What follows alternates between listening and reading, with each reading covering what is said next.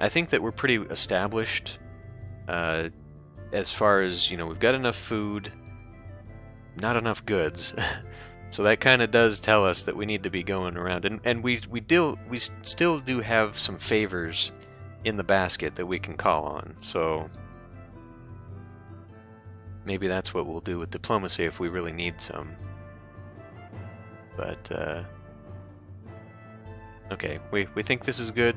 Leave 3 in reserve. That's another thing to think about too. Like, Gareth is giving us a little bit of back and forth wishy-washy, but he's telling us the truth. Like, that is sort of the deal here, is that we left 2 magic in reserve last time, but we didn't need them.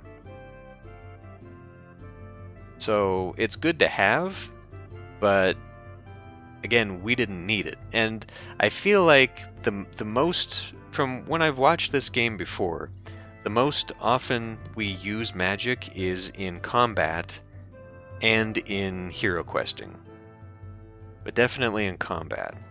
So having the magic is probably what's going to help us if we ever do get raided, but maybe we want to spend a little bit more? Going more diplomacy? Okay.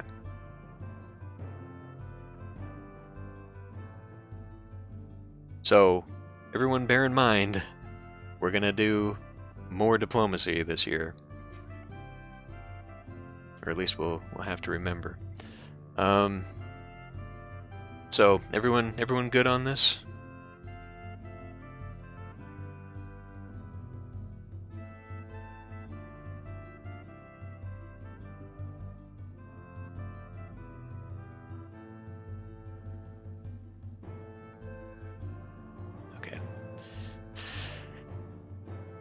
Yeah, I'm just looking at this reputation. I almost feel like it went backwards a little bit. But we definitely need the reputation moving if we're gonna to win the game. So let's move on. Okay.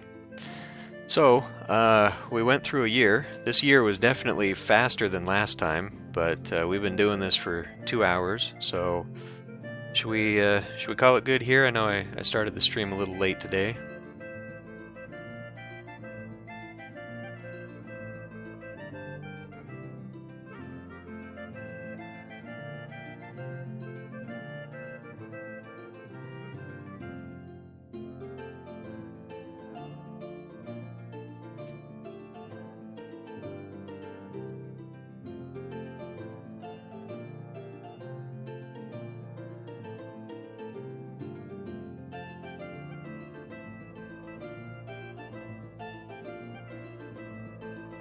Or do you want to keep going?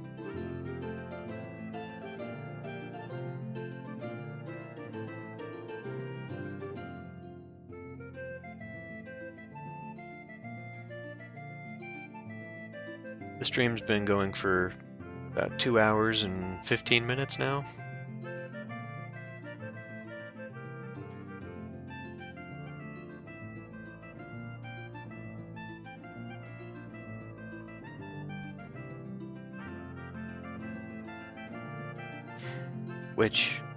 Which is another thing. It's been going. We haven't had any troubles. I mean, it did a little bit of buffering earlier, but it was another good stream all the way through. So hooray for that.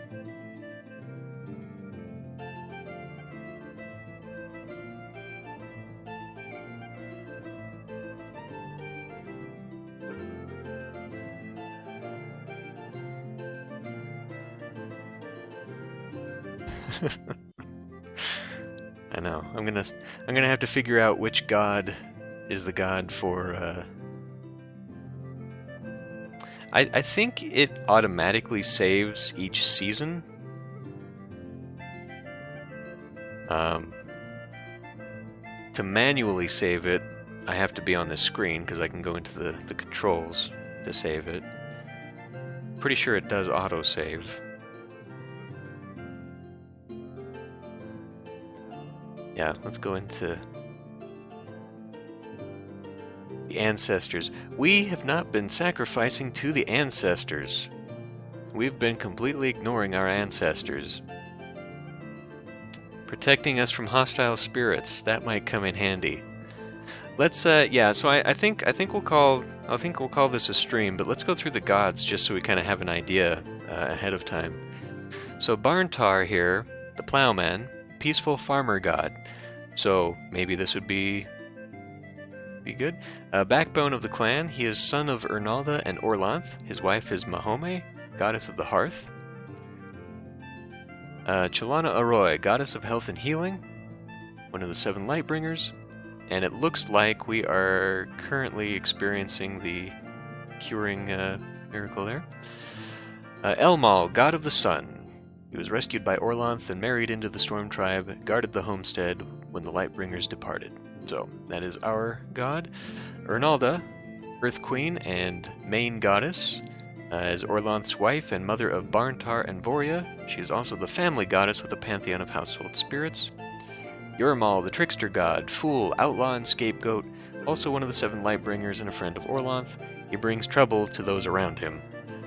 I wonder if we had the Urmal worshipper on the ring, if we would have gotten an interesting option available when those outlaws showed up.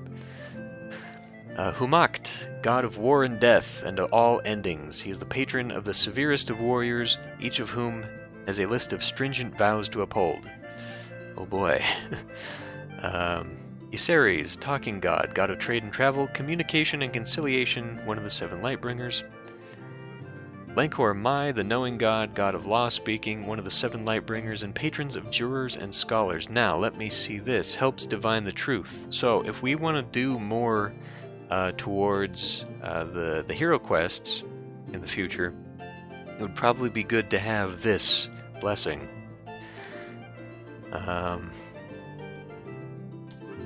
Malia, mistress of disease, pestilence, and plague, one of the unholy trios. I don't know why we'd want to worship her, but maybe getting on her good side means that we would never be... Like, I don't know what having a Chalana Arroy and a Malia would do to you. They seem to be opposed. Marin Gore, the Earthshaker, mother of dinosaurs. She is Ernalda's grim sister, so... That's interesting. I'm pretty sure Marin Gore is also a troll goddess. So I don't know what that would do for us. Raises the fertility of our fields when people on them are killed. So definitely I feel like you'd want to do a Marin Gore if you were a bloodthirsty, aggressive tribe. That seems to be a thing. Mother of dinosaurs is an interesting thing. That's part of the mythology and the lore of the game. Because dinosaurs are technically dragonkin, I guess. Odela, god of the hunting, friend of the Lady of the Wild, and of Orlanth, brother Yinkin, the Ailings god. Orlanth, king of gods, our principal deity, led the 7 Lightbringers to renew the world, made the first clans and the first justice. Uralda, cow mother, Ernalda's daughter, makes our herds prosper. Urox, the storm bull, unruly and lawless, but his powers are indispensable in the fight against chaos, which he hates more than anything. Yeah, so anyone worshipping the storm bull is a formidable enemy. We do not want to be on their bad side. And then there's Vinga, the adventurous, patron of women, born with the heart of a warrior, and as far as we can tell, only Jareen really has anything to say about that. But one of the interesting things about Vinga is that we could have feared women, which would increase the amount of people we could have defending our Tula. And since we are, in fact, a defensive tribe or clan, that might help us. Also Pathfinder. If we wanted to go out exploring the world, Vinga would be our goddess to help out there. Oh, wait a minute, adventurous. It doesn't even say she's a goddess. I think she is. It says deity, but like, so she's like the female Hercules, I guess, huh?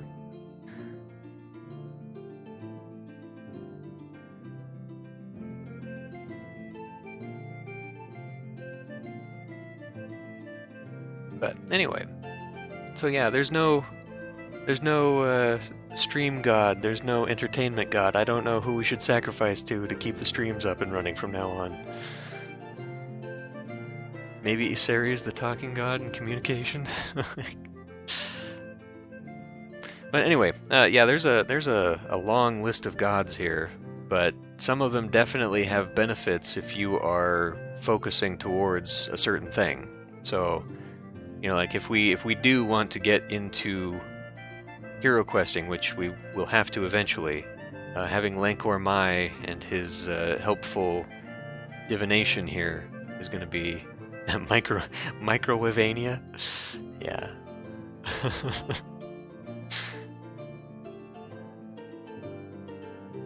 So eventually, looking down the road, we'll probably want to start doing some stuff for Lankor Mai here.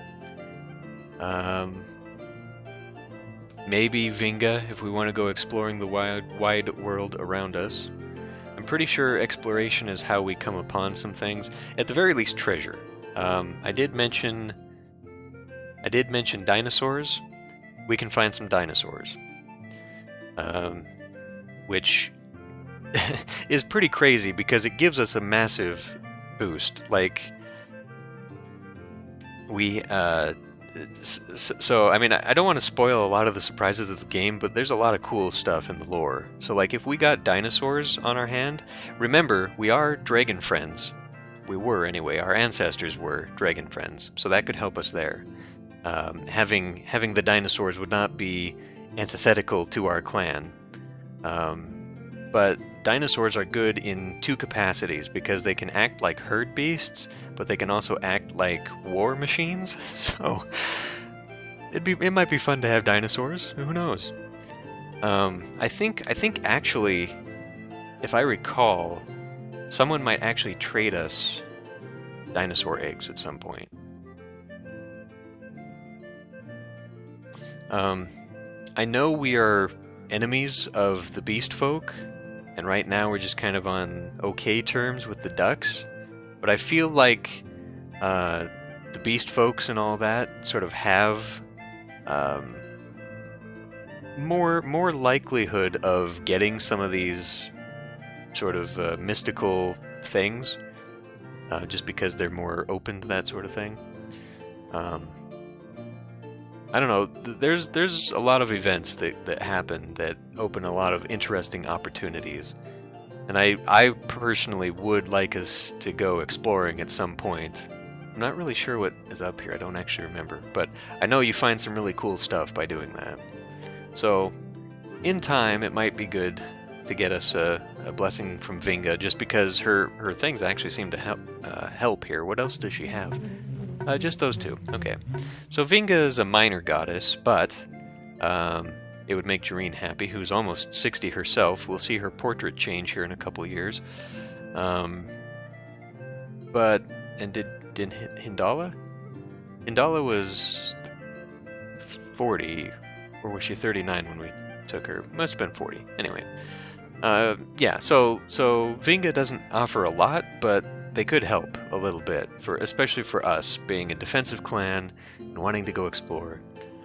Orlanth, we should probably listen to Loricon here, because Orlanth is still the major deity of our people, even though he's not our clan's deity, but mostly just for the fact that he would help us in battle. Eventually that's going to happen, I'm pretty sure. We might be on good relations with these other tribes, but the horsemen, the horse nomads, are basically like the Mongols of the game. They'll just show up and they don't really care. You can't be friends with them. So eventually we're going to have to fight, which is another thing to think about. Eventually we want to build some fortifications. Right now the stake perimeter helps us a little bit defensively. The watchtower makes sure that we're not caught flat-footed. So basically the way it works is kind of like, we've been trying to do cattle raids and we get caught. That's basically how watchtowers help us defensively, because if we get surprised, we can't call on as many people to help defend. So the more advanced warning we get, the bigger force we can call on if we ever have to fight somebody. So having the watchtower is good. I think the rest of this is just mostly helping us take fewer losses. What else? We seem to be getting a little bit more hunters. That's good. We have a lot of kids. We have a lot of kids.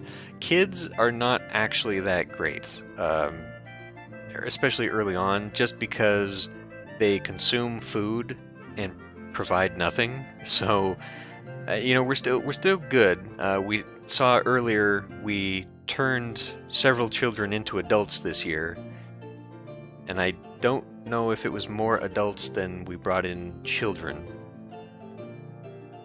I don't remember that. I think it was like 18 to 16 or something. Yeah, we know how to deal with kids in this stream. But basically, if we start having too many kids, that ends up being a problem. Just because we'll eat ourselves out of house and home. We also seem to be consuming food quite rapidly between seasons. So maybe we do want to focus on sort of expanding that at some point. Maybe we do want to... we still got a large potential cropland here for ourselves. We've got a lot of wildland. So we've got a lot more hunters. Our hunters seem to be doubling, actually. Or expected food. The food we get seems to be doubling, I should say.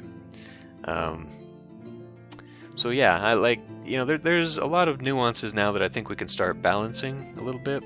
Our farmers are uncertain. I really don't know how to get them to be happy.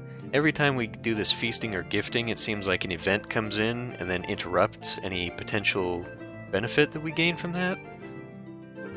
I really don't. Honestly, I feel like it's going to have to be an event. Once we did that last event, the Weapon Thanes were really happy, and the clan mood went up. So I think events carry more weight when it comes to that sort of thing. I guess I'm going to have to just look, because having solid numbers to go off of would really help, but...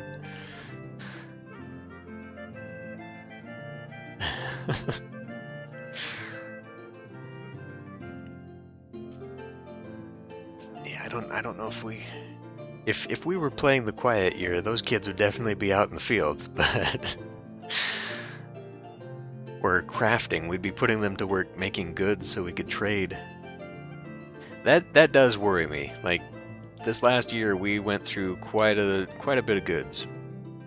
And if we're gonna be sacrificing, if we're gonna have events where we need to give gifts, I think we need to focus on that. So, looking forward to the next year, I think that's kind of where we need to start expanding ourselves. We need to open up new trade routes. We need to be somehow getting more goods, and since really, if we can't trade goods, all we have left is cows, we need to be getting more cows, either through raiding or trading or something. We do have favors. If it all comes down to that, we have about 5 favors we can call in. So there is always something there.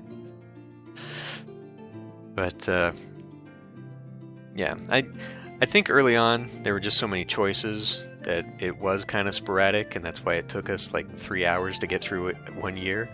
I think as time goes on, there will be more pressing issues that we can kind of focus on. So it may be that every year starts going a little bit quicker. Who knows? It also might mean that we also go through more events. Just as we start spreading out, there's more tangling to the web that can happen. So we might end up dealing more with more events and threads, because that is the thing. Like, I think one of the reasons that we dealt with that zombie farmer so often was that was pretty much the only event that we had. Everything else that has happened to us gets resolved like immediately, but there are sort of perpetual stories that the events start spawning more events, kind of like sending the outlaws. We assumed that what we did solved that problem, and sending them to the herons hopefully was a good idea, but we don't necessarily know that's the end of that quest. Like, that may have now just opened up another event that happened that we'll have to deal with later. So, you know, things like that. As more events happen, as we start opening more of the story, I think we'll have more of that going on, which could be interesting. But for now, things have not been going too bad, so that's pretty good for us. We are perpetually going to have sick people, it seems like, but yeah, they'll come back drooling even more. Well, you know, I mean, it might be a thing though that it has a positive benefit. You know, the herons could say, "Hey, thanks for sending those people our way. We just added, you know, so many more people to our tribe or something. You know, we gained benefit from this." So they might come back and reward us. Who knows? I mean, I honestly feel like there are both good and bad consequences to some of these events. So, you know, like, they may be weighted more one way than the other. Like, there may be an 80% chance of something good and 20% chance of something bad, or whatever, you know. But I feel like there's never just a single, this is always going to be this outcome. Maybe the zombie farmer was always going to be a recurring event until we got rid of him, but we also didn't choose all the options. You know, there were other options to try and like kill him, basically. And so maybe that would have had dire consequences in the spirit realm. I wonder too, because that zombie farmer was an ancestor, if we had had more ancestor magic, maybe we would have been able to solve it that way too. Who knows? I do know that, you know, aside from the farmers and the weapon thanes, the ancestors are a hidden faction that we need to keep happy. I know there are events where the ancestors will be unhappy and they will actually come to the clan ring and, like, sue us. That was another option, remember? We could have held a well, maybe it wasn't this one, maybe it was the first gameplay that we did a couple weeks back, where we could have had a legal proceeding against the spirit that was haunting us. Like, that's a thing. Like, the spirits of our ancestors could come back if they're unhappy with something we're doing and sue us, and we could have to deal with it. So, I mean, it's a very interesting game. I'm kind of interested to see how deep we can get into this and open up some more of it. Yeah, the first game, yeah.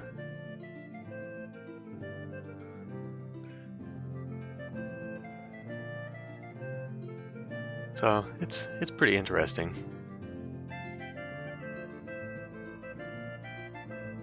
But, well, I guess we'll go ahead and call it here then, and give it another year for another stream.